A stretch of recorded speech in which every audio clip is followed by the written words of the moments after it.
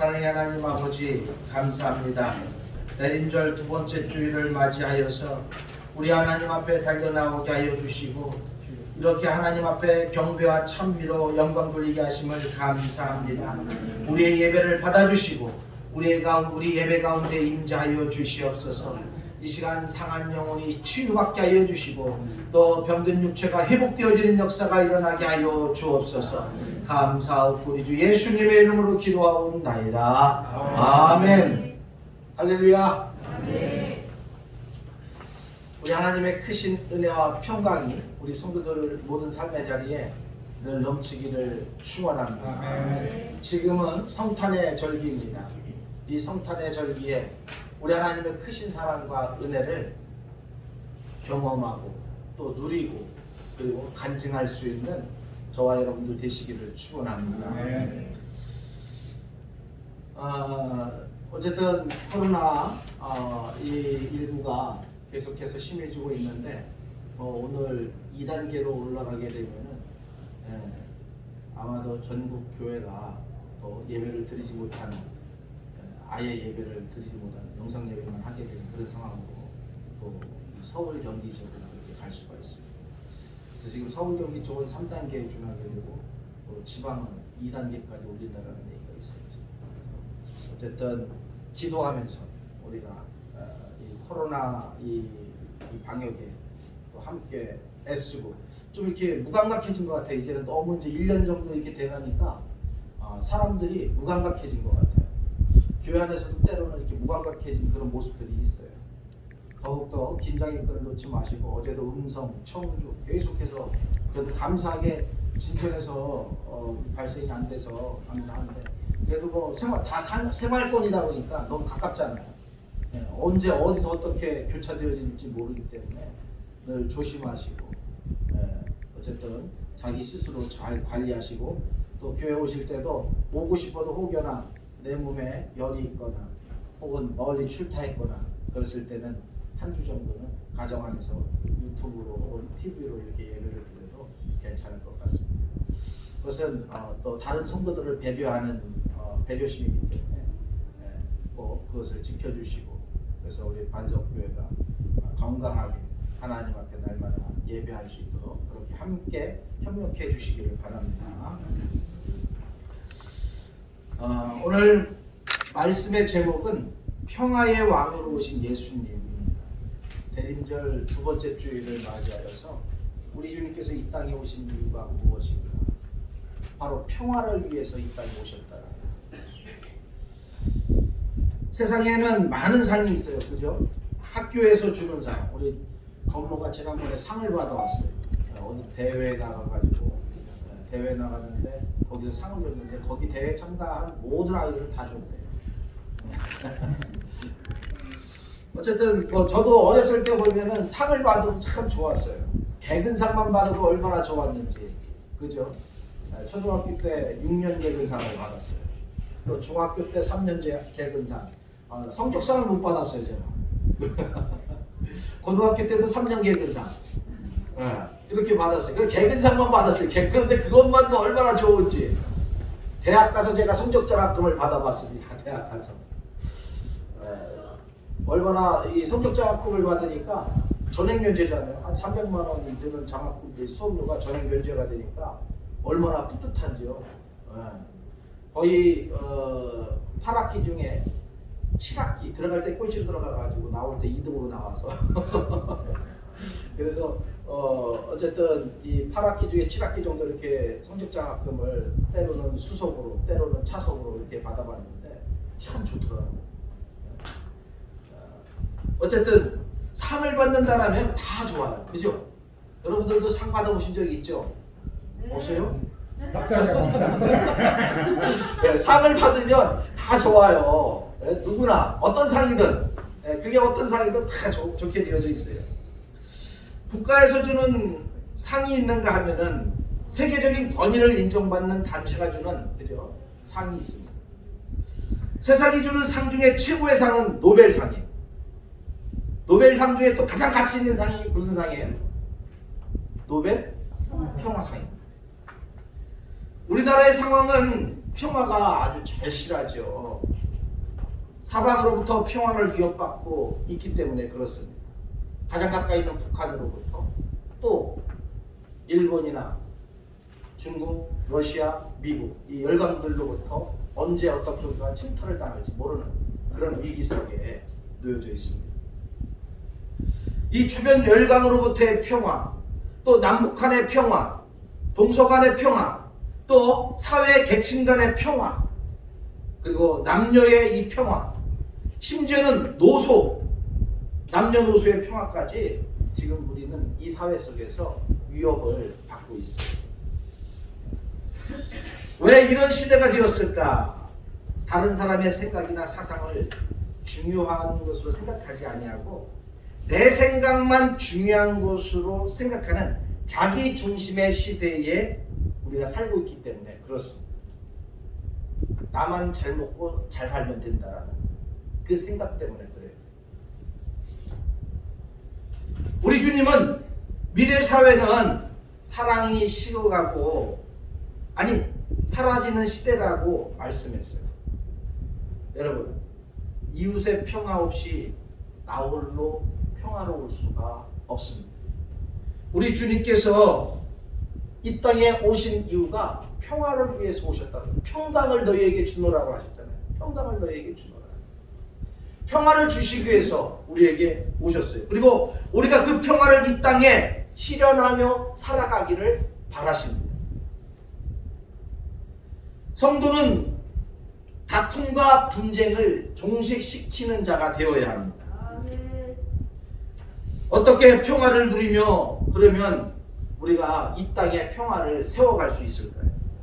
오늘 말씀을 살펴보면서 평화로우신, 평강의 왕으로 오신 그 주님의 말씀을 함께 나누며 은혜를 나누고자 합니다. 첫째는 하나님을 의뢰할 때 평화를 누리며 만들 수가 있습니다. 여기서 의뢰하다라는 것은 의지하다라는 말씀입니다. 우리 주님을 의지할 때, 하나님을 절대적으로 의뢰할 때, 신뢰할 때, 의지할 때 평화를 누릴 수가 있어요. 1절 말씀해 보면은 그날의 유대 땅에서 이 노래를 부르리라. 우리에게 견고한 성읍이 있으며 여호와께서 구원을 성벽과 외벽으로 삼으시리로다 라고 말씀하고 있습니다. 지금은 불확실성의 시대, 혼돈의 시대다라고 사회학자들은 이야기를 하고 있습니다. 믿음의 사람들이 평강을 원한다면 하나님을 오늘 1절에서 말하고 있는 것처럼 견고한 성벽으로 삼아야 합니다. 우리 주님을 산성으로 삼아야 합니다. 아멘. 그럴 때 우리가 평화를 누릴 수가 있습니다. 하나님을 의뢰한다는 게 뭐라고요? 의지한다는 것이죠. 의뢰는 의지하는 것이라고 했습니다. 하나님을 의지할 때 이 산성이라는 게 뭐예요? 산성은 보호해 주는 거예요. 성벽은 보호해 주는 거예요. 그 성벽을 의지함으로 인해서 적병으로부터 침탈을 그죠? 막을 수가 있는 거예요. 마찬가지로 우리가 하나님을 온전히 의지할 때, 하나님을 의뢰할 때, 신뢰할 때 이 불완전한 시대 속에서 평강을 누릴 수가 있어요. 여러분들 마음속에 늘 근심, 걱정, 불안이 있죠. 교회 와서 예배를 드려도 내 삶에 늘 불안이 있어요. 저도 마찬가지예요. 내 안에 늘 불안이 있어요. 근심이 있어요. 하나 해결하면 또 하나가 생겨나고 계속해서 만들어져요. 여러분, 이 모든 것들을 세상의 것으로는 해결할 수가 없어요. 세상의 그 어떤 것으로도 우리 안에 이 불안과 근심을 해결할 수가 없어요. 오직 여호와 하나님, 우리 주님을 신뢰할 때, 의지할 때 우리 안에 있는 모든 불안, 근심, 염려를 해결할 수가 있습니다. 오늘 4절 말씀을 같이 한번 크게 읽어볼까요? 4절 말씀입니다. 시작. 너희는 여호와를 영원히 신뢰하라. 주 여호와는 영원한 반석이시니로다. 아멘.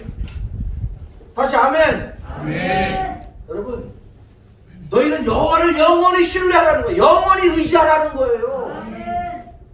우리 주님은 영원한 반석이시네요. 믿음의 사람은 사람을 의지해서는 결코 안 돼요. 세상을 의지해서는 안 돼요. 하나님을 의뢰해야 합니다. 하나님을 신뢰해야 합니다. 하나님은 우리가 생각할 수 없는 놀라운 일들을 우리를 위해 준비하고 예비하고 계십니다. 우리는 하나님을 우리의 산성과 방패로 반석으로 삼아야 합니다. 이사야 2장 22절에 보니까 이렇게 말씀해요. 너희는 보잘것없는 사람을 의지하지 말아라. 숨결에 불과한 인간이 무슨 가치가 있느냐 라고 말하고 있어요. 여러분, 하나님께서 우리에게 분명하게 말하고 있어요. 사람을 의지하지 말라. 근데 우리는 어떻게 해요? 사람을 의지해요. 목사를 의지하고, 장로님, 권사님, 집사님들을 의지하고, 내 옆에 있는 사람들을 자꾸 의지하려고 해요. 당연히 의지해야 되지만, 그러나 그에 앞서 더 우리가 의지하고 붙들어야 될 분이 있어요. 바로 그분이 하나님이십니다. 여호와 하나님, 야훼 하나님을 우리가 붙들어야 합니다. 인간에게는 약간의 능력이 있습니다. 사람은 그러나 영원하지 않습니다. 사람은 생명이 유한하고 지혜가 유한하고 능력이 유한합니다. 사람을 의지하면 실패할 수밖에 없어요. 무너질 수밖에 없어요. 세상을 의지하게 되면 사람을 의지한 것처럼 똑같이 무너지고 실패할 수밖에 없어요. 날마다 내 안에 두려움이 밀려올 수밖에 없어요. 근심 걱정이 내 안에 쌓일 수밖에 없어요. 아무리 힘들고 어려워도 사람을 의지하지 말고 하나님을 의지해야 되겠습니다. 하나님을 신뢰해야 되겠습니다. 하나님을 나의 산성으로 삼고 나가야 되겠습니다. 사람뿐만 아니라 우리가 가진 물질도 의지해서는 안 됩니다. 재물은 우리의 산성이 될 수가 없어요. 우리의 반성이 될 수가 없어요. 우리의 성벽이 될 수가 없어요. 욥이 얼마나 부자였습니까? 당대의 최고의 부자였어요. 그런데 그 욥의 재산이 얼마 만에 사라졌어요? 그 많던 수만 ton 재산이 얼마 만에? 하루 만에 사라졌어요. 한순간에 그냥 폭 날아가 버렸어요. 하루아침에 다 남의 것이 되고 사라지고 말았어요. 다 도적질을 당했어요. 하루아침. 제가 일산에 있을 때 박인강 권사님이라는 분 있어요. 또 양경모 집사님, 이분들이 돈을 갖다가 얼마나 많이 벌었는지 일산이 개발될 때 주유소를 탁 넣은 거예요. 주유소. 그런데 그 기름을 팔아가지고 석유를 팔아가지고 그 아파트하고 연립에 그 기름을 10,000원짜리를 정부미 부대에다가 밟아가면서 매일같이 그렇게 돈을 벌어요. 그래서 정말 한 2년 만에 떵떵거리고 살 수 있는 그런 부자가 됐어요. 주유소 하나보다. 그런데 하루아침에 주유소가 부도가 났는데 그 많던 모든 재산을 다 날리고 말았다. 하루아침에. 그 큰 집도 아파트도 큰 집에서 살다가 다 날려버리고 저당 잡히게 되고 결국은 조그만한 20평 아파트 하나 간신히 건져서 거기에서 머물게 됐어요. 그분들이 고백하는 거예요. 자기들은 돈이면 되는 줄 알았대요. 40대 중반 50대 그때 돈이면 다 되는 줄 알았다는 거예요. 그런데 이 양경모 집사님 그 고백이 그래요. 하나님밖에 없습니다. 나이가 60이 넘어서 70이 다 돼가시는데 그 당시 저를 만났을 때 지금은 이제 80이 다 됐습니다. 하나님밖에 없습니다. 주님밖에 의지할 게 없습니다. 세상은 다 나를 속여도 물질도 나를 속이지만 우리 주님은 나를 속이지 않았다. 여러분, 물질은 살아가는데 꼭 필요한 것이지만 생명보다 귀한 것은 결코 아님을 잊지 마십시오. 잠언 11장 28절에 보니까 자기 재산을 의지하는 사람은 가랑잎처럼 떨어질 것이지만 의로운 사람은 푸른 잎사귀처럼 번성할 것입니다 라고 말하고 있어요. 자기 재산을 의지하는 사람은 가랑잎처럼 떨어질 것이지만 의로운 사람, 다시 말해서 여기서 의로운 사람은 하나님을, 여호와를 의지하는 사람을 말합니다. 그런 사람은 푸른 잎사귀처럼 뭐 한다고요? 번성할 것이라는, 번성할 거라는. 잠언 11장 25절에도 보면은 선한 일에 아낌없이 돈을 쓰는 사람은 부유해질 것이며 남에게 은혜를 베푸는 사람은 자기도 도움을 받을 것이다 라고 말하고 있어요. 여러분, 선한 일에 아낌없이 돈을 쓰실 수 있기를 바랍니다. 은혜를 베푸는 사람이 되실 수 있기를 바랍니다. 선한 일에 돈을 쓰고 은혜를 베푸는 사람이 자기도 나중에 도움을 받을 수 있다라는 거예요. 여러분, TV에 이렇게 간혹 보면은 기부왕들 나와요. 기부왕들. 대부분이 다 그리스도인들. 그죠? 네, 막 1년에 몇 억씩 그 기부하시는 분들. 대부분이 다 기독교인들, 크리스천들이에요. 얼마나 많은 사람들로부터 존경을 받습니까? 하루에 뭐 몇 억씩 버는 사람들도 있지만 그저 재산을 늘리는 사람들 존경받지 않아요. 연예인들 중에 많이 나오잖아요. 재산을 얼마, 뭐 하루에 뭐 몇 억씩 들어왔대. 광고료로다가. 네? 그러나 그런 사람들 보면은 재산을 늘려가는 거에 대해서 뭐 사람들이 부러워할 수는 있지만 존경하지는 않아요. 그러나 자기의 재산을 아낌없이 세계 평화와 하나님의 나라를 위해서 사용하는 사람들을 보면은 수많은 사람들이 존경하게 돼요. 그리고 이름을 이 땅에 새기게 되는 것을 우리는 우리의 눈으로 지금 보고 있습니다. 물질이 아무리 많아도 주님이 부르시면 가야 합니다. 모든 것을 내려놓고 미련 없이 가야 돼요. 사실 물질은 나눔을 위해 있는 것입니다. 나눔의 삶이야말로 자신과 남도 윤택하게 되는 삶임을 기억하십시오. 그렇게 사는 사람이 하나님을 반석으로, 성벽으로 모시는 사람입니다. 이 성탄의 계절, 평강으로 오신 아기 예수님을 묵상하며 사랑을 실천할 수 있는 저와 여러분들이 되어지기를 축원합니다. 두 번째로, 평강의 삶을 우리가 살 수 있는 방법은 심지를 견고하게 할 때, 이 평강의 삶, 평화를 누릴 수가 있고 또 평화를 세울 수가 있습니다. 3절 말씀을 같이 읽어볼까요? 3절 말씀이요. 시작. 주께서 심지가 견고한 자를 평강하고 평강하도록 지키시리니 이는 그가 주를 신뢰함이니이다. 아멘. 주께서 심지가 견고한 자를 평강하고 평강하도록 지키시리니 이는 그가 주를 신뢰함이니이다. 이것을 현대인의 성경으로 제가 읽어볼게요. 여호와는 자기를 의지하고 마음이 한결같은 자에게 완전한 평안을 주신다 라고 말합니다. 뭐라고요? 자기를 의지하고 마음이 한결같은 자. 다시 말해서 심지가 견고한 자를 뭐라고 표현하고 있냐면 하나님을 온전히 의지하고 마음이 한결같은 자. 마음이 한결같은 자. 하나님을 향해서 마음이 한결같은 자.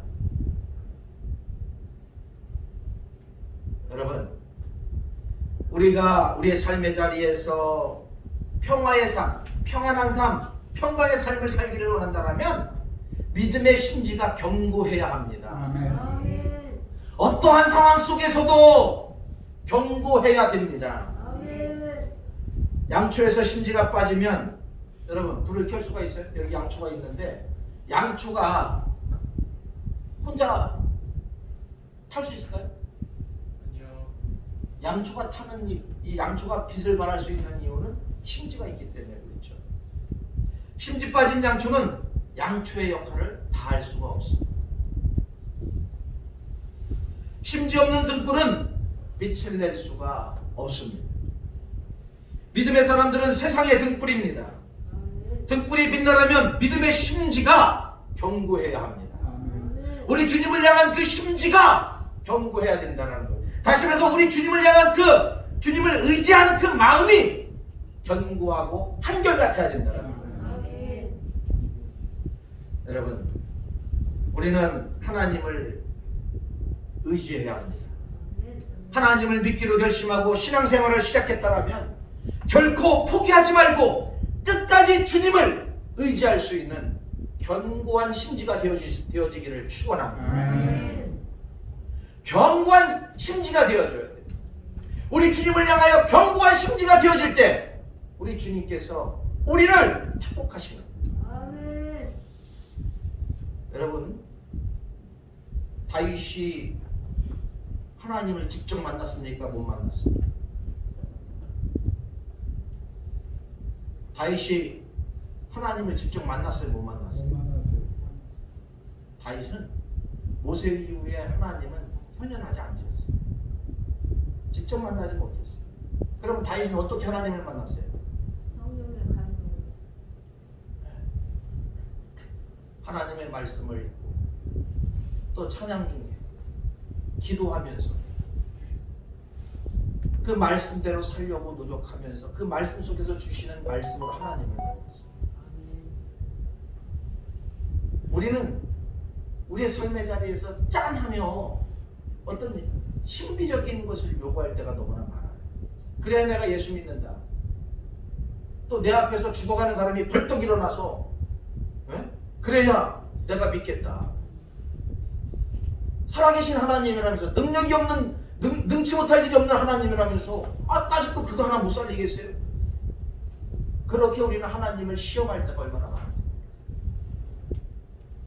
우리가 욥기서를 읽어보지만 욥이 하나님을 만났습니까?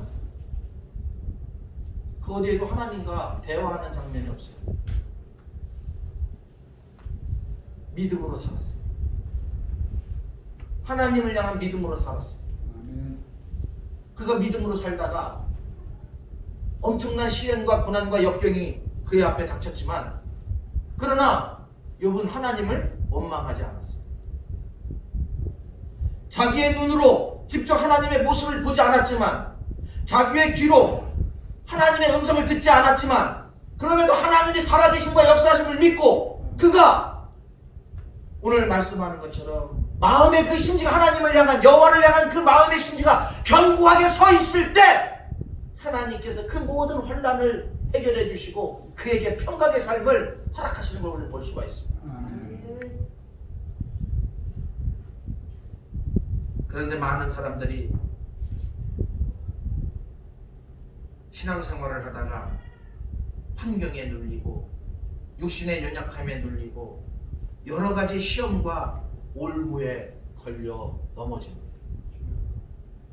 성도는 하늘의 소망을 두고 믿음의 길을 끝까지 가야 합니다. 주님과 함께 믿음의 심지를 견고하게 해서 이 길을 걸어가야 합니다. 여러분, 천리역정 제가 꼭 읽어보라고 이야기하죠. 1년에 한 번씩 읽어요. 성경과 천리역정을 1년에 한 번씩 읽어야 돼요. 계속해서 읽어서 우리의 믿음을 천리역정을 통해서 연단하고 또 연단해야 합니다.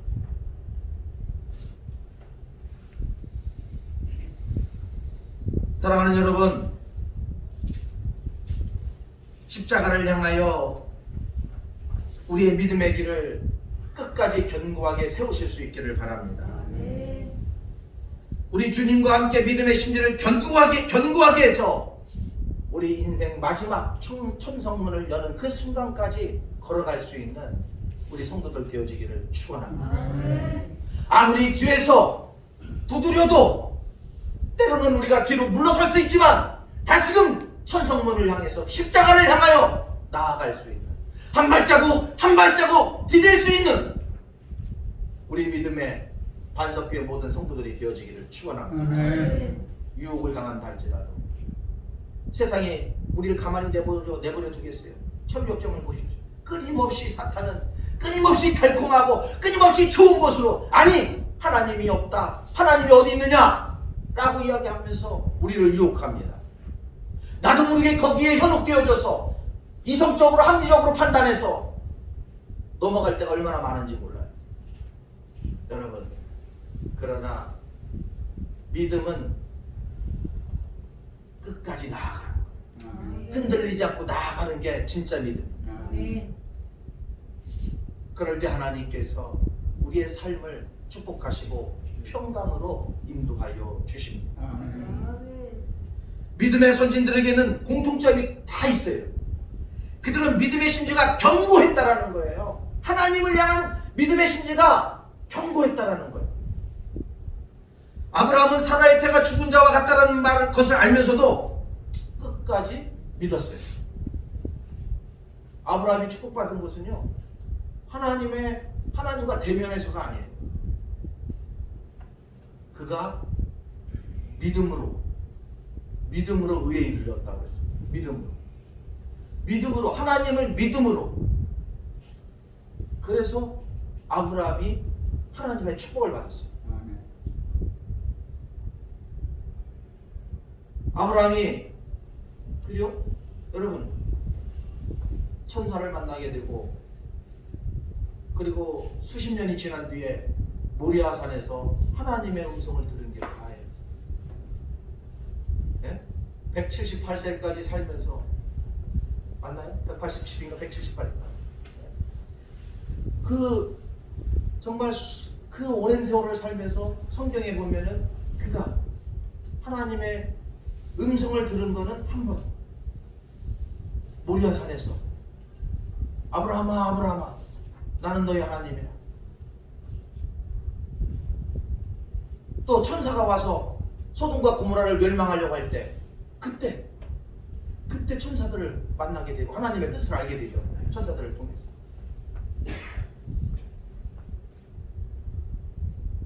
욥은 고난 중에서도 하나님께서 자신에게 복 주실 것을 믿었습니다.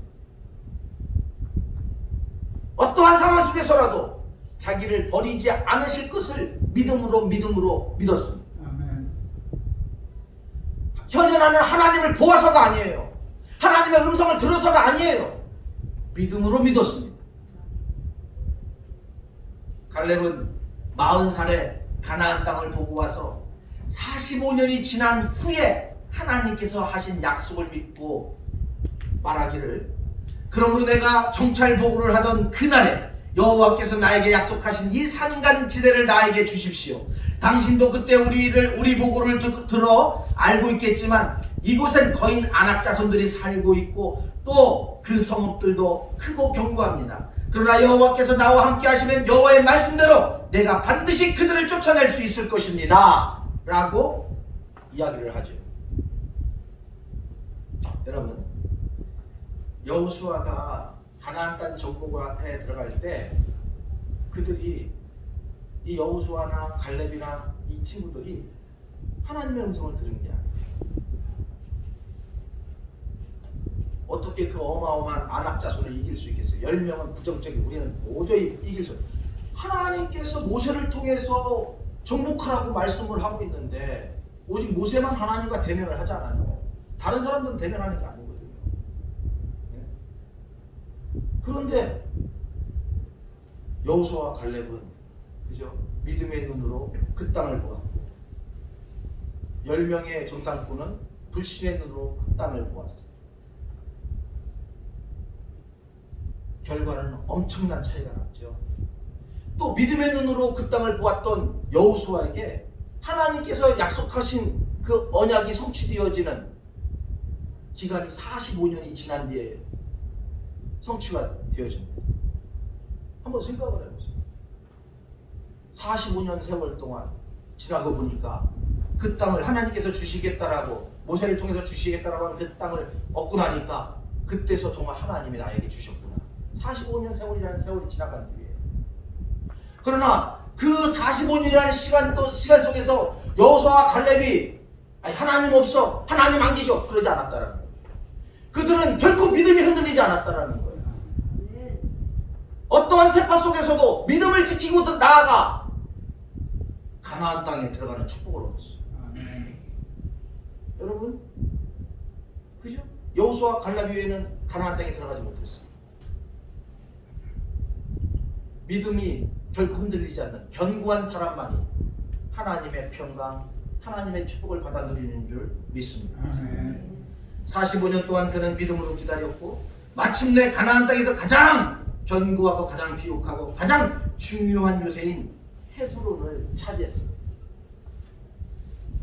바로 헤브론에 예루살렘 성전이 건축이 되고 다윗성이 건축이 되었죠. 그죠? 이 엄청난 축복을 누리게 되죠. 바울은 채찍에 맞고 유대인들이 던진 돌에 맞아 버려지기도 하면서도 로마까지 가서 복음을 전했어요. 사도 바울이 예수님을 하나님과 대면했어요? 주님과 대면했어요? 대면한 적 없어요. 오직 주의 음성을 들은 것은 단 한 번. 언제? 다메섹 도상에서 사울아 사울아 내가 핍박하는 예수라. 그렇게 사울은 예수님을 그 도상에서 만나게 되고 그 이후로 그는 완전히 다른 삶을 살게 됩니다. 그의 믿음이 수십 년의 세월이 흘러가면서 또 엄청난 시련과 고난과 역경과 얼마든지 세상 속에서 잘 먹고 잘 살 수 있었음에도 불구하고 그 좁은 길을 선택해서 가면서 생명의 위협까지 느껴지면서도 하나님을, 우리 주님을 원망하지 않았어요. 오히려 자기를 선택하시고 자기를 그 부르신 주님 앞에 날마다 감사하고 자기를 더러운 똥처럼 그렇게 여겼어요.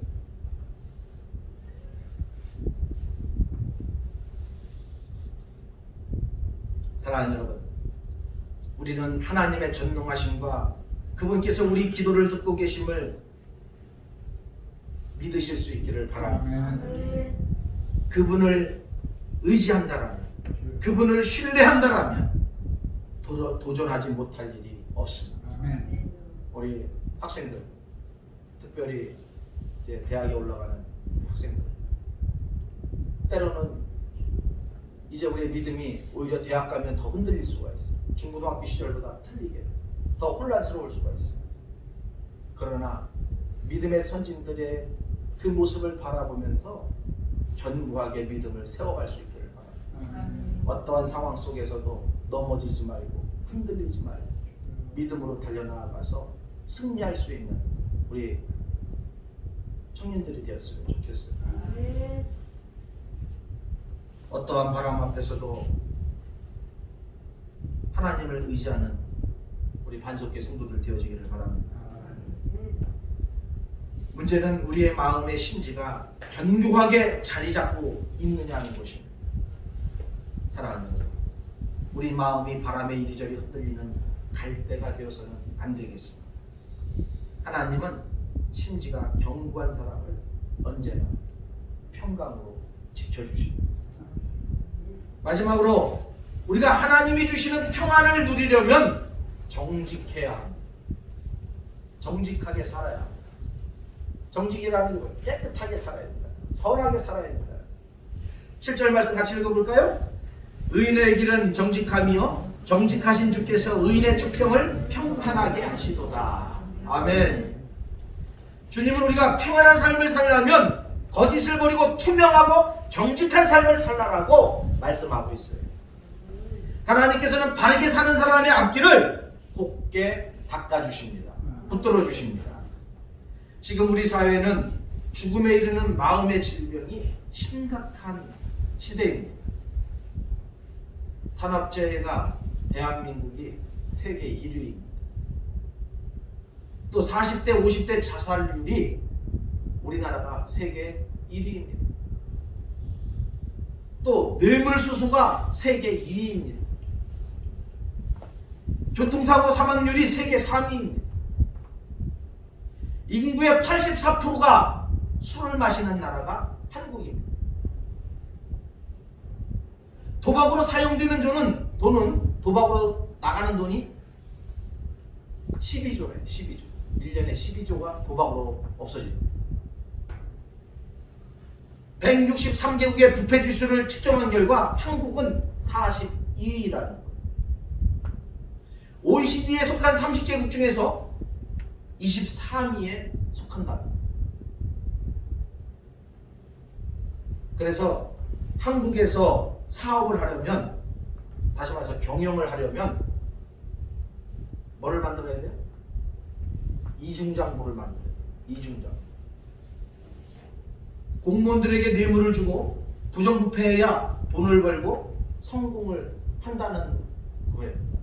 이게 젊은이들의 또 사고가 또 이렇게 되어져 있어요. 여러분, 누가 우리 사회의 이 부끄러운 것을 변화시킬 수 있을까요? 대학생들이 할 수 있을까요? 저도 예전에는 대학생들이 부정부패에 대해서 목숨 걸고 데모도 하고 그래서 민주화를 이끌어냈는데, 민주화 이후에 이 부정부패에 대해서 이 대학생들도 다 숨지고 있어요. 기업이 할 수 있을까요? 또 정치하는 정치 세력들이 할 수 있을까요? 할 수 없어요. 그럼 누가 할 수 있을까요? 교회가 해야 합니다. 이 어둠의 시대의 빛과 소금의 역할을 우리 성도들이 해야 합니다. 바로 교회가 바로 서야 합니다. 예수 믿는 우리 자신부터 의롭게 살고 정직하게 살고 부끄러움 없게 살아낼 때 이 사회가 빛과 소금의 역할을 통해서 올바로 건강한 평화의 나라가 될 수가 있는 것입니다. 사실 이렇게 사는 것이 힘들고 어려워요. 저도 못해요. 얼마나 힘들겠어요. 그러므로 우리는 더욱 하나님을 나의 반석으로 삼고 나의 산성으로 삼고 하나님의 도우심을 구해야 합니다. 하나님의 도우심 없이, 하나님의 인도하심 없이 이런 빛과 소금의 삶을 살 수가 없는 거예요. 경과 나의 믿음의 심지에 성령의 불을 켜고 살아야 되겠습니다. 지금부터 우리는 우리의 거짓된 언어와 생각과 태도를 버려야 되겠습니다. 삶의 잘못된 습관들도 고쳐야 되겠습니다. 성령의 능력을 의지하여 의롭고 거룩하고 정직하게 살아가는, 정직한 삶을 살기 위해서 애쓰고 노력하는 저와 여러분들 되어지기를 축원합니다. 예수 그리스도의 보혈로 우리의 죄를 씻어내시는 하나님의 능력을 믿고 믿음으로 날마다 한 발자국 도전해야 되겠습니다. 사랑하는 성도 여러분, 평안한 인생을 살기를 원하십니까?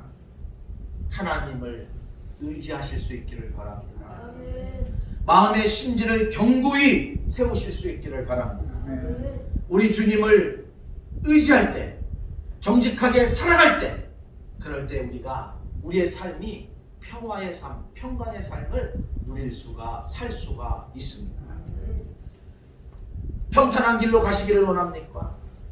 광야에서 40년을 돌고 돌아 겨우 가나안에 도착한 이스라엘 백성들처럼 되지 않기를 바랍니다. 어떠한 바람 앞에서도 우리의 믿음이 흔들리지 않기를 바랍니다. 물질을 쫓아 자기 가기보다 하나님의 나라를 향하여 나아갈 수 있는 저와 여러분들 되시기를 축원합니다. 그러면 우리 주님께서 우리의 삶을 평강의 삶으로, 평화의 삶으로 인도하여 주실 것입니다. 우리 모두 하나님의 은혜로 평안할 수 있기를 축원합니다. 기도하겠습니다. 사랑의 하나님 아버지, 감사합니다. 대림절 두 번째 시간을 통해서 이 땅에 평화의 왕으로 오신 우리 주님을 생각하며 우리가 어떻게 평화의 삶을 살 수 있는가를 살펴보았습니다. 주님, 언제나 우리의 모든 삶의 자리에서 정직하게 살게 하여 주시고 우리 하나님을 향하여 우리의 심지를 견고하게 세우고, 그리고 언제나 하나님을 의지하며 나아갈 수 있는 모든 성도들이 되게 하여 주옵소서. 어떠한 흔들림도 없이, 어떠한 세파에도 무너짐 없이 주님의 십자가만을 바라보고 한 발자국 나아가 하나님의 도우심과 하나님의 은총을 입는 거룩한 주의 종들 되게 하여 주옵소서. 감사하고 우리 주 예수님의 이름으로 기도하옵나이다. 아멘. 찬송가 51장 부르면서 봉헌 드리겠습니다.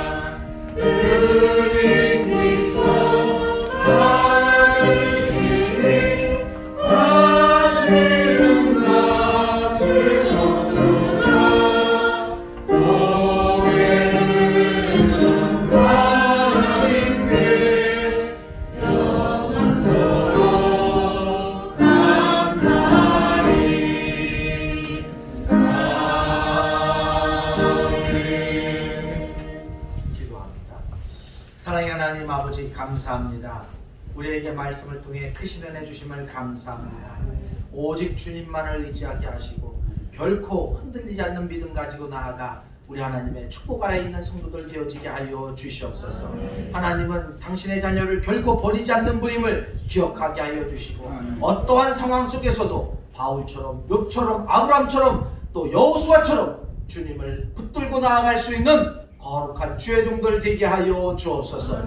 이 시간 귀한 예물 하나님 앞에 올려드립니다.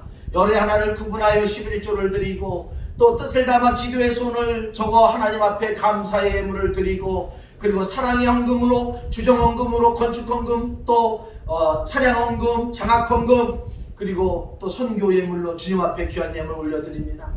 이 모든 예물을 흠양하여 주시옵소서. 우리 사랑하는 성도들 아낌없이 주의 나라를 위하여 드릴 때 저들의 삶에도 하나님의 풍성한 은혜가 넘치게 하여 주시옵소서. 감사하고 우리 주 예수님의 이름으로 기도하옵나이다. 아멘. 할렐루야. 아멘. 교회 소식을 주보로 참고하실 수 있기를 바랍니다. 오늘은 대림절 두 번째 주일을 보내고 있습니다. 더욱더 우리 이 땅에 오신 예수 그리스도를 묵상하고 다시 오실 예수 그리스도를 기다리는 그런 대림절 기간이 되실 수 있기를 바랍니다. 예배 드릴 때 항상 코로나19 수칙을 잘 지켜주시고 마스크를 잘 눌러 써 주실 수 있기를 바랍니다. 예결산위원회가 오늘 모든 예산이 맞춰진 저희 예배 후에 예산이 맞춰진 뒤에 헌금 집합이 맞춰진 뒤에 드리겠습니다.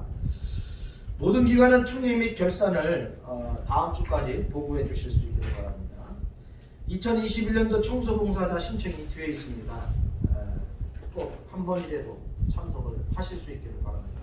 한 번 이상 참여를 해 주시기를 바랍니다.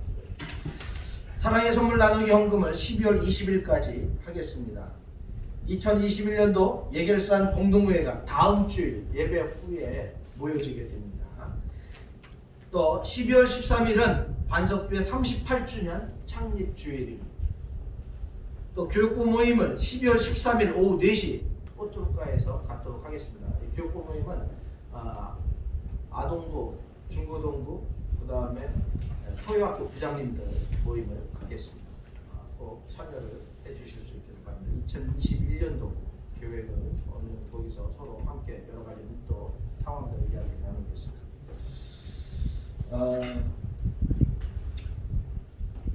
뭐 다른 광고 있습니까?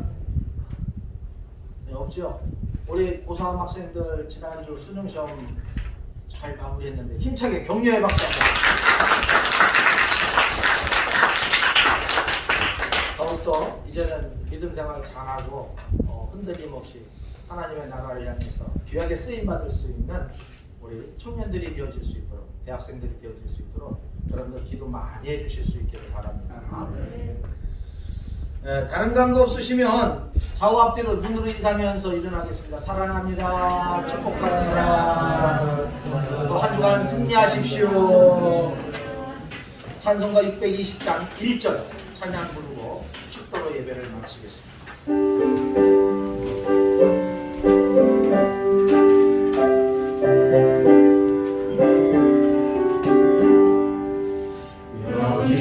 여기에 우리 이루리 주의 은총 받은 자여라 주께서 이 자리에 함께 계심을 아노라 언제나 주님만을 찬양하며 따라가리니 시온을 향할 때도